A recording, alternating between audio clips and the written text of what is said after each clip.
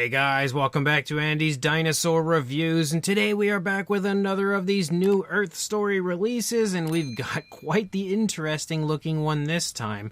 We have what is said to be a Glyptodont, but we have basically what I would imagine is the Doedicurus, even though they're not actually labeling it as a Doedicurus, but I think it's pretty obvious to me, at least, that it's what they're going for. But it is a really weird looking version, and if you guys think it's not a Doedicurus, actually let me know, because that's what I'm assuming it is.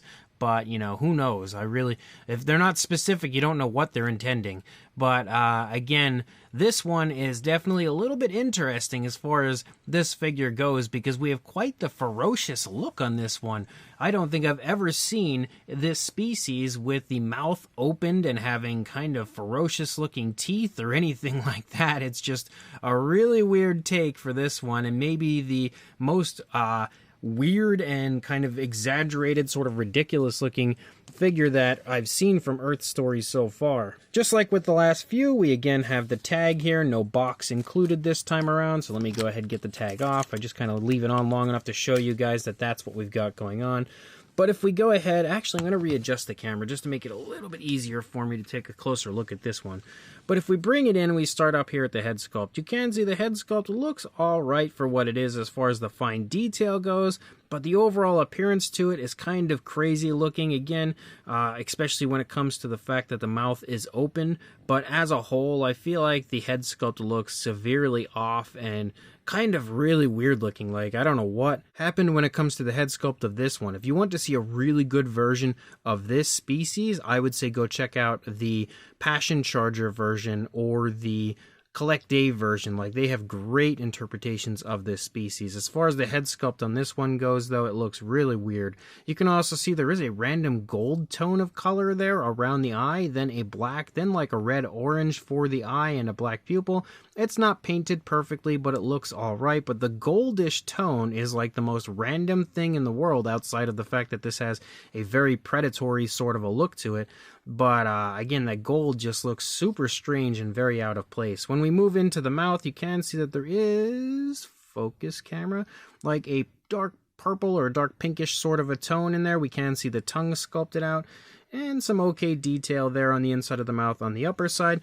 The teeth, again, which do have kind of a sharp look to them, all are painted with like a brownish tone, which I also feel like is kind of weird. Clearly, this thing has absolutely no dental hygiene at all, and the paintwork of the teeth is kind of sloppy. It's not great. It's not horrendous either, but it definitely could have been a little bit better. We can see the nostrils are sculpted out. They're also highlighted with a darker tone. We've got to look at the head sculpt here on the opposing side as well. You can also see some light yellowish sort of browns that pick up and lead up into the ears, but then we have a darker gray up here on the top of the head.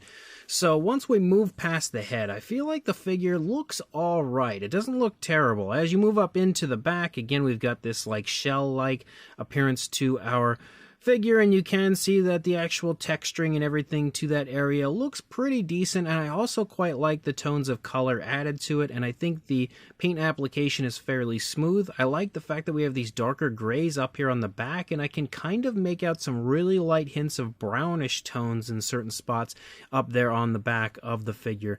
We do also have some random spikes sticking out that are painted with a light grayish tone that look kind of strange, but then we have a lighter tone of gray as you move down into the lower part of the shell. But we do pick back up into the darker grayish tone like we have up in the back as you move down into the legs. The legs also look alright. They're not incredible either. You also have the toes sculpted out, and they are kind of generic looking, like they don't really look all that great. You'll see the same thing as you move back here into the rear leg. The rear legs are kind of crouched, whereas the front legs are sort of extended, which we can see right there. But as we move back into the tail, I do like this area where we have kind of like a striping effect leading out through the tail. I think that looks pretty neat. I also quite like the tone of brown that we have back here. It's like a really light yellowish brown like we saw in the head, and I think that also looks pretty decent. We have kind of almost like an armored sort of a look to the top of the tail, and then kind of like bumpy skin here as we move down into the lower side of the tail. You also have some very kind of bumpy skin texture almost looking like maybe they attempted to sculpt out some fur here and there, but moving along the underside, there's no real variation of color or anything down here, unfortunately. As you move out into the end of the tail, though, you do have that spiky tail out here, and you can see we have a dark tone for the majority of that area, and then all of the spikes are also painted with that same sort of yellowish brown tone that we see moving through the back of the tail. You're going to see pretty close to the same thing on this side as far as the overall appearance to it goes. Not really much of anything too different from one side to the other, except for the fact that the tail is now curving away from us. That would be the biggest difference, but overall it looks pretty close to the same from both sides. So boy, this one's definitely an interesting one. I've been a pretty big fan of a lot of these Earth Story figures. I wouldn't say a massive fan, but I've definitely been enjoying them, especially considering we don't get prehistoric mammals nearly enough, so I'm loving the fact that lately companies have been, releasing some here and there.